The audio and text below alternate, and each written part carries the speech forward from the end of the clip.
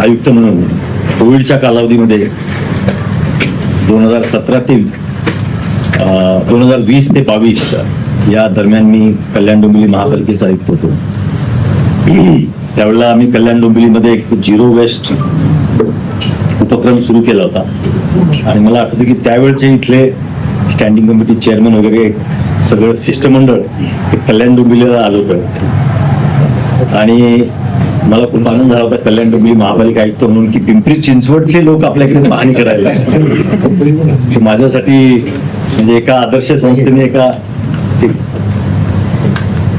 सुधारणा करू इच्छित असलेली संस्था असा तो मिळाला होता. पण त्यावेळेला मला आपले अपर आयुक्त होते, स्टँडिंग कमिटीचे सगळे सदस्य होते, मला आता चेअरमन साहेबांचं नाव आठवत नाही, पण त्यांनी इथल्या सिस्टमचं जेव्हा आम्हाला सगळ्यांना सांगितलं तेव्हा आम्ही खरोखर अवाक झालो होतो. आणि मला आज योगायोगाने सुदैवाने आज ही संधी मिळाली की एक अशा महापालिकेला मी लीड करणार आहे की जिचा ग्रोथ 5% आहे. दरवर्षी 1.25 लाख 1.5 लाख लोकसंख्या या महापालिकेची वाढते. मला वाटतं फास्टेस्ट ग्रोईंग रॅपिडली ग्रोईंग विकास झपाट्याने होत असलेली महापालिका आहे. आणि याबरोबरच मग नागरिकांच्या अपेक्षा, इन्फ्रास्ट्रक्चरवरती येणारा ताण, या सगळ्या गोष्टींचा देखील यामध्ये आपल्या समोर आव्हान आहेत.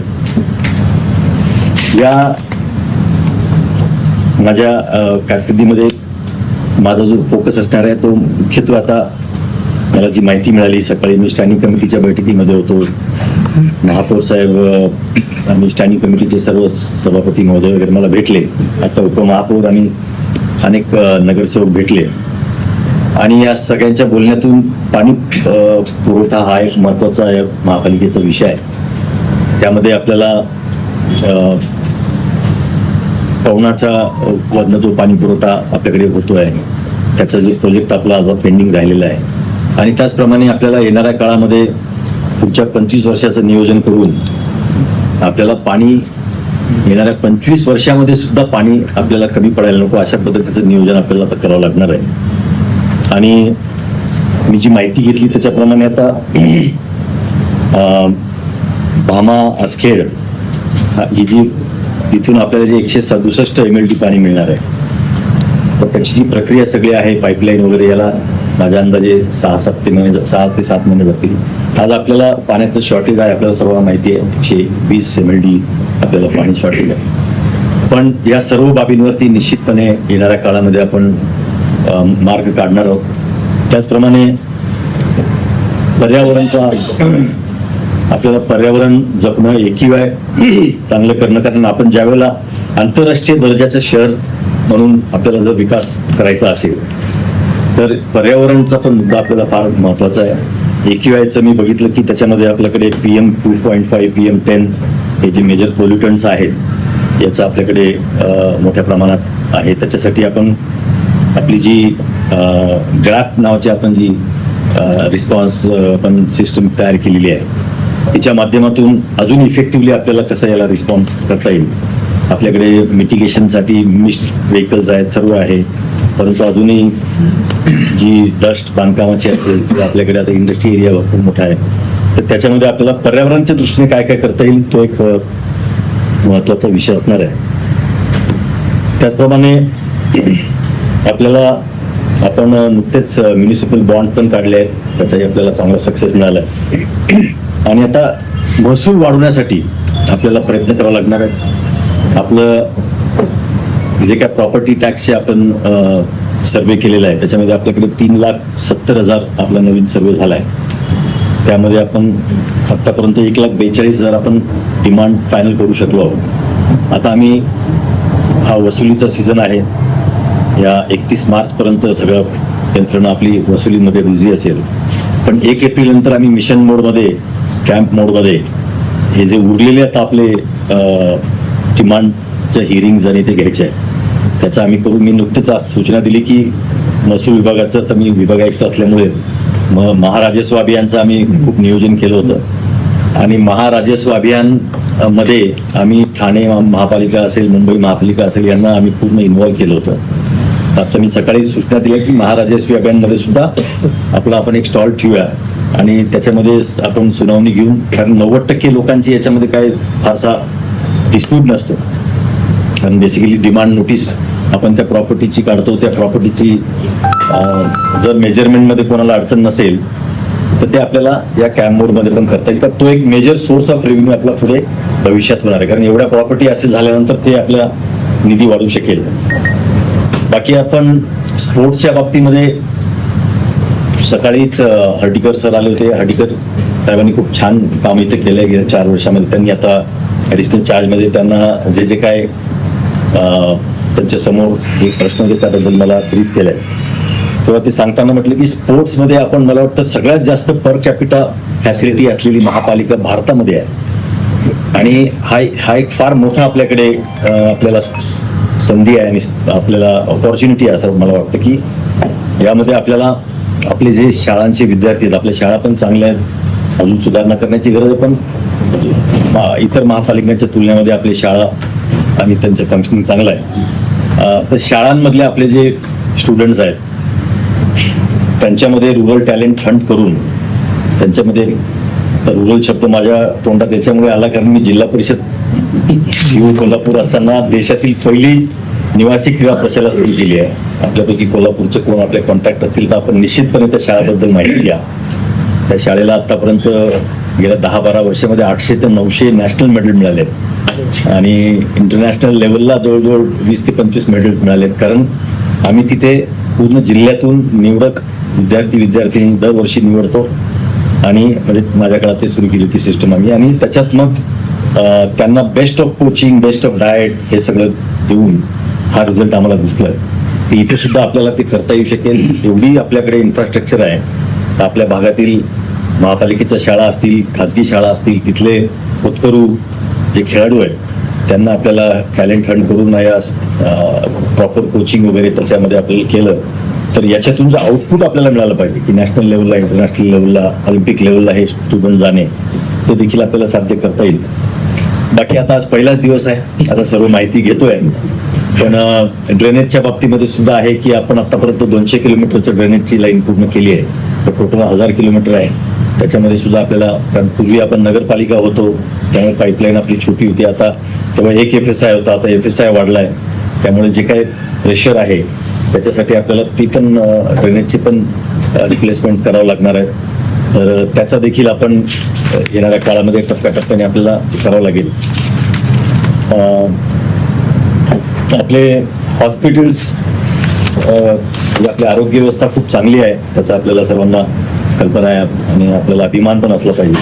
तर त्यामध्ये सुद्धा अजूनही आपल्याला कशी डिलिव्हरी वाढवता येईल, काय चांगल्या पद्धतीने लोकांना, नागरिकांना सेवा देता येतील ते आपल्याला बघणं आवश्यक आहे. बाकी इतर विषय, आता आपली लोकसंख्या देखील आजच आपण, म्हणजे जरी 2011चा सेन्सस असला तर आज आपण 38 लाखाच्या आसपास आपली लोकसंख्या आहे आणि त्या दृष्टीने आपल्याला ह्या सर्व इन्फ्रास्ट्रक्चरचा आणि त्याच्या सर्व गोष्टींचा आपल्याला भविष्यासाठी नियोजन केलं पाहिजे आणि ते आपण करणार आहोत. बाकी आरोग्य विभागाचा एक भटक्या कुत्र्यांचा एक महत्त्वाचा विषय आहे की जो आपल्या शहरामध्ये सगळ्यांना भेडसावतो आहे आणि त्या संदर्भात तसे महापालिकेने भरपूर पावलं उचलली आहेत. त्याच्यामध्ये सुद्धा आम्ही डिटेल जाऊन त्याच्यामध्ये आपल्याला काय प्लॅनिंग करता येईल ते करू. भविष्यामध्ये मालमत्ता कर वाढवणे, बांधकाम परवानगीच्या बाबतीमध्ये आणि जाहिरात परवाने याच्यामध्ये आपल्याला निधी कसा आपल्याला वाढवता येईल त्यासाठी आम्ही प्रयत्न करणार आहोत.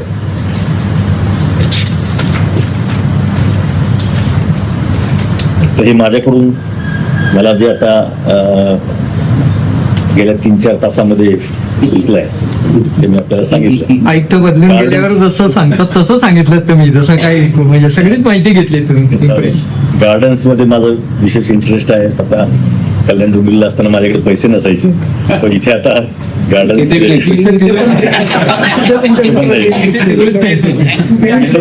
इथे उभं करायला स्कोप आहे आपल्याला. नाशिकला पोहोचले. तर तुम्ही झिरो वेस्टचं म्हणाला कल्याण डोंबिवलीवर, तुम्ही तिथे काय काय केलं होतं त्यासाठी? तिथे ऍक्च्युली कल्याण डोंबिवलीला मला मुख्य इश्यू असा होता, आपल्याला जर कोणाला कल्याण डोंबिवलीची माहिती असेल तर आपण प्रवेश केला का एका बाजूला महाराजांचा दुर्गाडी किल्ला, दुर्गाडी देवी, आणि एका बाजूला आमचा आधारवाडीचा डोंगर कर्जाचा, आपल्या कचऱ्याचा. खूपच टेन्शन घेतलं कचऱ्याचा जो डोंगर होता, म्हणजे तुम्ही आता तो नाही, आपलं कर्ज फार नाहीये, आपल्यावरती कर्जाचा डोंगर वगैरे काही फार नाहीये, फार म्हणजे बाकीचं कम्पेअर केलं तर खूप कर्ज कमी आहे, खूपच कमी आहे. 386 कोटी काहीतरी आपलं कर्ज आहे, फक्त फार नाहीये. आशिया खंडातले श्रीमंत नाही राहिले. हा माहिती योग्य दिली असं वाटतं तुम्हाला म्हणजे हा? निवडणुका झाल्या त्यावेळेला बरंच बाधा गेलेत मला पण कल्याण डोंबिवलीचा प्रश्न सांगतो ना पहिल्यांदा. हा हा आधारवाडीचा जो डम्पिंग ग्राउंड होता ते म्हणजे जवळजवळ 1 एकर मध्ये 7 मजल्याची बिल्डिंग कशी असेल फुटबॉल ग्राउंड मध्ये, एवढं ते मोठा, आणि त्याच्यामुळे त्या शहराचं सगळं वैभव, त्या परिसरामध्ये जवळजवळ 3-4 किलोमीटर मध्ये लोक गॅलरीमध्ये सुद्धा चहा प्यायला बसू शकत नव्हते, किंवा तिथले लग्नाचे व्यवहार मोडायचे किंवा लग्न जुळत नव्हते अशी परिस्थिती. तिथे असंच पहिल्या दिवशी जसं आपण आता विचारलं तसं पत्रकारांनी मला पहिला प्रश्न आधारवाडीचाच विचारला, आणि आम्ही तिथून उठलो, त्यांना म्हटलं फ्रेश झाली, आता चहा पाणी झाला की आपण पहिले आधारवाडी बघायला जाऊ. मलाही फार कुतूहल आहे आधारवाडी काय आहे नेमकं बघायला. आम्ही जो डोंगर चढून गेलो तेव्हा मी त्यांना सांगितलं की 1 वर्षाच्या आतमध्ये मी हे बंद करणार डम्पिंग, आणि ते आम्ही 1 वर्षाच्या आत डम्पिंग बंद केलं. तर त्याच्यासाठी बेसिकली आम्ही आमच्याकडे सेग्रिगेशन जे होतं ते 30 ते 40% पण नव्हतं, ते आम्ही 90 ते 95% वरती नेलं. म्हणून त्यावेळेच्या ज्या मुख्य सचिव, त्यावेळेच्या ज्या सचिव मॅडम होत्या, सौनिक मॅडम, त्यांनी आपल्या महापालिकेला आमची महापालिका बघायला तेवढं सांगितलं होतं. तर बेसिकली सेग्रिगेशन. आता इथे सुद्धा माझा फोकस तो असणार आहे की बऱ्याचशा जे मोठ्या सोसायटी आहेत की ज्याला आपण म्हणतो की ज्यांच्याकडे जास्त कचरा होतो, बल्क, हा मध्ये आता कसं रेव्हेन्यू, एक्साईज, त्याच्यामुळे मग महापालिकेचे शब्द आता तोंड वळली पडायला थोडा वेळ लागेल, येतील आता. तर ते कसं कल्याण डोंबिवलीचे शब्द आता येतील मोठ्या सोसायटी. तर त्याच्यामध्ये त्यांना जर प्रॉपरली मॉनिटर केलं, त्यांनी जर त्यांचा कचरा तिथेच जर केला, आम्ही जवळ 300 गाड्या आम्ही फक्त त्याच्यात कमी केल्या म्हणजे मोठ्या सोसायट्यांमध्ये. तर तो कोण विचारलं काय, तर तो एक आम्ही प्रयोग केला, आणि मग आम्ही आमच्या कचऱ्याचा प्रोसेसिंगचे प्लांट्स जे प्लॅन्ट होते ते आम्ही फार स्पीडने करून ते चालू केले. त्याच्यामुळे आम्हाला आता बायोमायनिंगने आम्ही आधारवाडीचा पूर्ण डोंगर जवळ अर्धा झाला होता, पूर्ण निघून गेला. इथेही आपण बायोमायनिंग सुरू केलंय आपल्याकडे, मोशीला मला वाटतं आपण बायोमायनिंग सुरू केलंय, तो एक मोठा विषय आहे. स्वच्छतेचा आता मी विचारलं की नागरिकांचे मला वाटतं कचऱ्याच्या बाबतीमध्ये पण तक्रारी यायला लागल्या आहेत, तर त्या देखील आपल्याला आता कसं त्याच्यामध्ये मॉनिटरिंग सिस्टम मी करेल आता, आणि त्याच्यावरती सुद्धा नियंत्रण आपण करू. आमचं साहेब तुम्ही म्हटले की लौकिकाच्या अर्थाने तुम्ही माहिती घेतली. लौकिक 2 अर्थाचे असतात, चांगलं आणि वाईट. चांगल्याबद्दल सांगितलं, वाईटाबद्दल तुमच्या काय उपाययोजना असतील हा एक मुद्दा. तुम्ही आता म्हटलं की कर्ज काय फार नाहीये, पण आपली देणी 4,500-5,000 कोटींची आहे, तर त्यावरच्या उपाययोजना काय असतात? नाही, आपल्या देणी ज्या आहेत तर त्या आपल्याला काय लगेच आपण द्यायच्या नाहीये, त्या टप्प्याटप्प्याने द्यायच्या आहेत. त्याच्यामुळे आपण पुढच्या 3 वर्षाचं आपण नियोजन केलेलं आहे. पुढच्या 3 वर्षाच्या आपल्या किती लायबिलिटीज आहेत, आणि त्याचं नियोजन करूनच आपल्याला आता हे सगळ्या बजेटमध्ये तरतूद करावं लागणार आहे. आणि चांगलं आणि वाईट लौकिक जे आहे, तर वाईट सुद्धा कधी कधी वाईटातून सुद्धा चांगलं होतं, म्हणून मी नेहमी वाईटाकडे पण चांगलंच म्हणून बघत असतो. सर, कचरा डोंगर तुम्ही बोलले कमी दिले, इथे कचरा डोंगर हे उत्पन्न साधन म्हणून पाहिलं जाते. तुम्ही कमी करायला गेलं तुमच्या अंगावर येतील काही लोक, सर. हा विषय साधन आहे ते. तिथेही तसं होतं, तिथेही तसं होतं. करतात. 1400 टन कचरा साधारण तयार होतो, आणि 700 टन आपण ट्रीट करतो. म्हणजे रोज आपण 700 टन वाढवतोच आहोत. वाढवतो, म्हणजे आपल्याला वेस्ट टू एनर्जीची कॅपॅसिटी जी आहे ना, हा. ती वाढवावं लागणार. कॅपॅसिटी वाढवायची म्हणजे इथं वेगळं वेगळं अजून भरपूर पेरिफेरल प्रॉब्लेम्स आहेत जे तुम्हाला हळूहळू लक्षात येते. ठीक आहे, आपल्याकडे लोकशाही आहे, प्रत्येक ठिकाणी प्रॉब्लेम्स तर असणारच आहे, सोल्युशन काढणं आपलं काम आहे. सर, आपलं नाव शिक्षणामध्ये चांगलं आहे, तुमचं अभिजात राठोड आहे. माझ्या स्वतःच्या शिक्षणामध्ये शिक्षणावर जास्त काम करताय, तर या पिंपळनेर महानगरपालिकेमध्ये तुमचं काय नियोजन असेल शिक्षणाबाबत? मी ऍक्च्युली बदलीची ऑर्डर झाल्यानंतर पहिले हा मी शाळांबद्दल विचारला होता प्रश्न. त्यांनी मला सांगण्यात आलं की आपल्या 50% तरी शाळा खूप चांगल्या आहेत, पण अजून 50% शाळांमध्ये आपल्याला सुधारणा करण्याचा खूप वाव आहे. एकतर कल्याण डोंबिवलीमध्ये सुद्धा आमच्याकडचं पटसंख्या ऑलमोस्ट आमची वाढणं बंद झालं होतं, पण आम्ही गुढीपाडवा शाळा प्रवेश वाढवा असा एक उपक्रम सुरू केला होता त्यावेळेला. दरवर्षी कल्याणमध्ये तो होतो. आता राज्यातल्या अनेक जिल्हा परिषदांमध्ये, मी कोल्हापूरला असताना सुरू केला होता. पण त्याच्यातून मग आम्ही लोकांपर्यंत पोहोचलो की नेमकं आपल्या शाळांमध्ये आम्ही नवीन काय देणार आहोत. एकतर आपण जर बघितलं तर आपल्याकडचा जो शिक्षक वर्ग आहे हा खूप क्वालिफाईड आहे प्रायव्हेटच्या तुलनेत जर आपण विचार केला, कारण तो आपण फार कसोशीने आणि त्याची अनेक परीक्षा देऊन तो आपल्याकडे आलेला असतो. तर त्यांना मोटिवेट करणं हे महत्वाचं आहे, कारण त्यांच्यामध्ये अंगी प्रचंड कौशल्य आहे शिक्षकांचं. त्यांना जर आपण प्रेरणा दिली तर ते चमत्कार घडू शकतात. आता शाळांच्या माध्यमातून माझा हा स्पोर्ट्सचा पण माझ्या डोक्यात तो विषय आहे की आपल्या शाळांमध्ये जे ऍडमिशन घेणारे आहेत तर ते शक्यतो मध्यम वर्ग किंवा अशा याच्यातून जे आलेले असतात, तर त्यांच्यामध्ये पोटेन्शियल भरपूर असतं, पण वाव मिळत नाही. आणि प्रत्येक पालकाला इंडिव्हिज्युअली कोचिंग देणं किंवा हे शक्य होत नाही. तर ते आपल्याला जर करता आलं तर त्याच्यात खूप चांगलं होऊ शकेल. आपल्याला सीआयसी पॅटर्न पिंपरी शहरामध्ये राबवणं चांगली संधी आहे. अच्छा. कारण या ठिकाणी काय झालंय, महानगरपालिकेच्या शाळा पटसंख्या कमी करून इथं प्रायव्हेटायझेशन जास्त होत चाललंय. त्याच्याकडे आपल्याला काम करावं लागेल.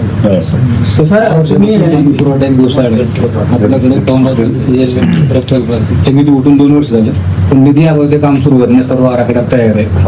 पाण्याचे भामास्करचे ठेकेदाराचा बट्टरपट गेले काम. पाण्याचं तर कधीपर्यंत तुम्ही दुसार बाबा आस्केडचं मला वाटतं आता त्यांनी टर्मिनेशन केलं त्याचं, जो ऑफशोअर कोणतरी नेट केलाय. आता त्याची टेंडर प्रोसेस इमिजिएट करावं लागेल. तुम्ही ते सूचना आलेल्या दिल्या त्या आता. पवनाचा विषय आहे आर्बिट्रेशन मध्ये आहे, त्याचं देखील आम्ही आता लवकर कोणाची मदत घेता येते त्याप्रमाणे मदत घेऊन तो पण विषय मार्गी लागेल.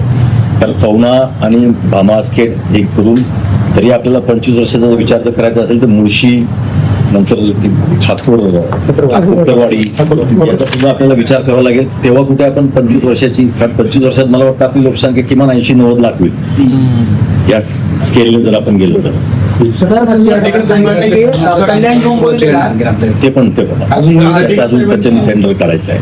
त्याच्यातनं सुद्धा आपल्याला जवळ 90 MLD पाणी मिळालं. 100 MLD. कारण आता 90 आपण मोगाचे निगोजेवर नव्हतं ते पाणी अशुद्ध आहे MIDC. सर, शहरामध्ये बांधकामाचा प्रश्न पण तो पेरणीवर आहे. रेड झोन हद्दीचा जो नकाशा आहे अजून तो प्रसिद्ध झालेला नाही, त्यामुळं नागरिकांचं खूप नुकसान होत आहे. अधिकृत बांधकाम उभं राहतात. अधिकारी सुद्धा त्यांना म्हणजे साथ देत आहेत आणि अनधिकृत कामही मोठ्या प्रमाणात होत आहेत. तर ते थांबलं पाहिजे, याच्यासाठी आपण काय उपाययोजना करणार? मी आता अनधिकृत बांधकामाच्या बाबतीमध्ये तर झिरो टॉलरन्स सिस्टम राहणार आहे. झिरो टॉलरन्स त्या क्षेत्रीय अधिकाऱ्यांची, त्या एरियातल्या अधिकाऱ्यांची ती जबाबदारी असणार आहे. नव्याने कुठल्याही एरियामध्ये जर अनधिकृत बांधकाम झालं ती क्षेत्रीय अधिकाऱ्याची जबाबदारी राहील. आणि याच्या पूर्वीचे जे आहे आता आपले नाले आहेत काही, ते नाले पण आपले खूप चोकट झाले आहेत. पावसामध्ये त्याचा त्रास होतो आपल्याला, बुजवले आहेत, त्याच्यावर अतिक्रमण झालंय, ते सुद्धा आपल्याला काढणं आवश्यक आहे. रेड झोनचा जो नकाशा आहे तो पब्लिश करावा लागेल. त्याच्या निवेदन आलेत मला. सर, तुम्ही विभागीय आयुक्त म्हणून काम केलं तिथे कोकणमध्ये आणि व्हिडिओ खूप व्हायरल झाले की तुमच्या मुलांचा वर्षाव झाला वगैरे. असं कुठली कामं केली तुम्ही तिथे की तुम्ही लोकप्रिय झालात तिथे? आणि कसं असतं, ही कसरत आहे. कर्मचारी आणि लोकांमध्ये एकाच वेळी लोकप्रिय होणं ही मोठी कसरत आहे. लोकही दिसत आहेत आणि कर्मचारी, असं काय काम केलं तुम्ही तिथे? प्रेम करणारे असतील. मलाही सरप्राईज होतं खरं म्हणजे. मी सांगितलं होतं की फेअरवेल घेणार नाही, पण ते म्हटले फेअरवेल नाही, आम्ही प्रत्येक 5 मिनिटं सगळ्यांची भेट घ्यायला म्हणून चला. ते बेसिकली कोकणला आता मला 1 वर्ष झालं. कोकणामध्ये मी जॉईन झाल्या सर्वात पहिले आम्ही आमच्या ज्या कामाच्या सिस्टम्स होत्या त्याच्यामध्ये आम्ही AIचा वापर केल्यामुळे 100 दिवसाच्या ती जी स्पर्धा होती 100 डेज कॉम्पिटिशन, त्याच्यामध्ये कोकण विभाग हा राज्यात 1 नंबरला आला होता, सर्वात उत्कृष्ट विभाग म्हणून. त्यानंतर आम्ही जे DPC जे आहे आपल्याला माहिती आहे की जिल्हा नियोजन समिती, तर जिल्हा नियोजन समितीची परिणामकारकता कशी वाढवली पाहिजे याच्या बाबतीत माननीय मुख्यमंत्री महोदयांनी माझ्या अध्यक्षाखाली एक कमिटी केली होती आणि त्या कमिटीने आम्ही जो आता अभ्यास करून दिलाय तर त्या कमिटीच्या आम्ही 413 योजनांचा अभ्यास केला. त्यामध्ये आम्ही 90 नवीन योजना सुचवल्या आहेत, 70 योजना बंद करण्याच्या आणि त्याप्रमाणे आता प्रत्येक विभागाचे ते GR काढण्याचे सुद्धा सुरू झालंय. त्याचप्रमाणे महसूल विभागाचे अनेक काही धोरणात्मक जे पॉलिसी असतात त्याच्यासाठी आम्ही कोकण विभागाने काम केलं. त्याशिवाय कोकणामध्ये पर्यटन वाढीसाठी आम्ही शिवदुर्ग दर्शन कृती आराखडा एक तयार केला. महाराजांचे जेवढे शिवाजी महाराजांचे जेवढे किल्ले आहेत कोकणामध्ये खूप किल्ले आहेत आणि मुंबईच्या जवळ असल्यामुळे आंतरराष्ट्रीय पर्यटक सुद्धा त्यासाठी येऊ शकतात म्हणून आम्ही प्रत्येक किल्ल्याचा एक 50 मुद्द्यांचा आम्ही सर्वे केला. म्हणजे त्याला पोच रस्ता आहे की नाही, तिथपासून सुरक्षिततेच्या दृष्टीने आणि तो एक आमचा खूप चांगला झाला. आमच्याकडे कातकरी समाजाची म्हणजे आदिवासी समाजामध्ये कातकरी खूप आहे आणि कातकरींमध्ये आपण बघितलं जाते की त्यांच्यामध्ये कुपोषणाचं प्रमाण तर त्याचं कारण हे पण आहे की त्यांच्या डाएटमध्ये प्रोटीन्स पण थोडे कमी असतात. म्हणजे आता आपण ते नागली घेतात, भात घेतात. आम्ही यावेळेला एक नाविन्यपूर्ण असा प्रयोग केला की सगळ्या योजनांमधनं आम्ही त्यांना तूर डाळीचं किट बियांचे बीज हे फ्रीमध्ये दिलं आणि 10,000 शेतकऱ्यांना. तर बांधावर तूर एक कार्यक्रम आम्ही खूप चांगला राबवला. त्याच्यामुळे त्यांना फक्त स्वतःसाठीच खायला तर तूर राहिली ते तर झालंच, प्लस विकायला तूर त्यांना मिळाली आणि काही खर्च नाही. त्या बांधावर असल्यामुळे काही कसला डिस्टर्बन्स पण नाही. तो एक उपक्रम आम्ही केला. त्याचप्रमाणे हिंदी चादर हा जो शाहिदी समागम श्री गुरु तेग बहादुरजी यांचा तर त्या कार्यक्रमाचं नियोजन सगळं विभाग आयुक्त कोकण यांच्याकडे होतं. तो कार्यक्रम खूप चांगला यशस्वी झाला. देशामध्ये त्याची चांगली प्रतिक्रिया झाली. आमच्या कर्मचाऱ्यांचे खूप प्रश्न पेंडिंग होते की प्रमोशन्स असतील, मालबद्ध पदोन्नती असेल, या सगळ्या गोष्टींवरती आम्ही सकारात्मक मार्ग काढला. आमच्या विभागामध्ये जवळजवळ 2,500 स्मशानभूमी अशा होत्या की तिथे लाईट आणि पाणी व्यवस्था नाही, तर त्या आम्ही मिशन मोडमध्ये ते आम्ही सगळं करायला घेतलं. आणि जेवढ्या आमच्या विभागामध्ये आरोग्य संस्था आहेत, प्राथमिक आरोग्य केंद्र असतील किंवा RH असेल, इथे आम्ही त्याचं गॅप अनालिसिस केलं. म्हणजे काय काय इक्विपमेंट्स नाही आहेत, काय नाही आहेत आणि ते आम्ही सर्व आमचे हॉस्पिटल जे आहेत ते आम्ही इक्विप केले. कोल्हापूरला आम्ही एक ऑपरेशन कायापालट असा एक उपक्रम सुरू केला होता, ज्याच्यातून आम्ही आमच्या PSC सगळ्या प्रायव्हेट हॉस्पिटल सारख्या इक्विप केल्या लोकसहभागातून. आता कायाकल्प पुरस्कार जे देशात दिले जातात प्रायमरी हेल्थ सेंटरवर, तर ते ऑपरेशन कायापालटवरती बेस्ट आहे. तो अनुभव लक्षात घेऊन आम्ही कोकणातले सर्व हॉस्पिटल्स आमचे PSC वगैरे हे वेल इक्विप केले. शाळांमध्ये नवीन आम्ही 1 दिवस शाळेसाठी हा उपक्रम आम्ही कोकणात राबवत होतो. म्हणजे जेवढे अधिकारी आहेत सगळे म्हणजे तहसीलदार पासून BDO पासून त्यांनी 1 दिवस शाळेमध्ये जायचं प्रेरणा दिवस म्हणून आणि मग शाळेचे काय प्रश्न असतील, शाळेचे माजी विद्यार्थी संघ आम्ही स्थापन केले जिल्हा परिषद शाळांमध्ये. जसं आपण मोठ्या शाळांमध्ये असतात तर जिल्हा परिषदला का असू नये, कारण मी पण जिल्हा परिषदनं शिकलोय. तर त्याच्यामध्ये मग आम्ही ते माजी विद्यार्थी संघाच्या माध्यमातून जवळजवळ कोकण विभागामध्ये 7 ते 8 कोटी रुपयाची मदत शाळांना झाली. म्हणजे नॉट कॅश, आम्ही म्हटलं तुम्ही काइंड स्वरूपामध्ये, कोणी कवले बदलून दिले, कोणी ग्राउंड तयार करून दिले. आता ते दरवर्षी होईल. असे अनेक उपक्रम आहेत.